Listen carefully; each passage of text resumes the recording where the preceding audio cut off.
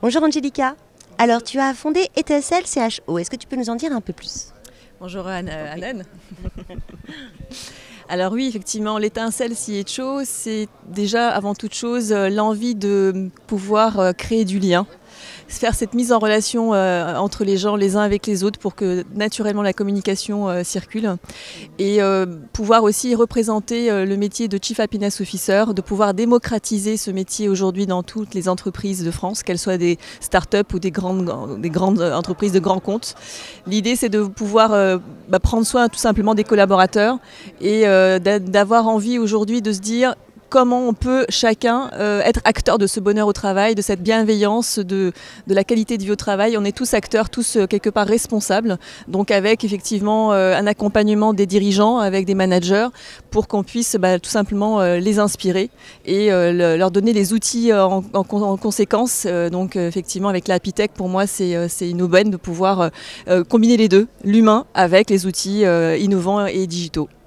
Alors tu fais partie donc des membres fondateurs d'Happy Tech. Pourquoi as-tu souhaité rejoindre cette aventure? Tout simplement parce que, avant toute chose, c'était une belle rencontre humaine. J'ai eu un coup de cœur avec Thomas où on a échangé sur nos valeurs, sur la base de la Happy Tech, et ça m'a tout de suite parlé en me disant j'ai plein de startups autour de moi mais qui ne sont pas suffisamment connues dans l'entreprise, qui ont du mal à se faire connaître. J'ai en face de moi des DRH qui sont démunis, qui ne savent pas par où commencer. Et là, je me dis mais il y a quelque chose à faire ensemble, et si parce qu'on est dans un collectif que naturellement on aura plus de force dans l'entreprise. Alors comment vois-tu le bien-être au travail en 2030? En 2030, je vois beaucoup d'outils innovants autour de l'intelligence artificielle, beaucoup de robots qui vont nous accompagner pour des tâches pénibles, qui vont nous permettre aussi de faire des mises en relation. Et c'est ce qu'on voit aujourd'hui grâce à plein de réseaux sociaux, on arrive à se connecter facilement. On n'a plus besoin de passer par la secrétaire et par plein de barrages avant d'arriver au DG. Donc déjà, on voit que la communication va très très vite.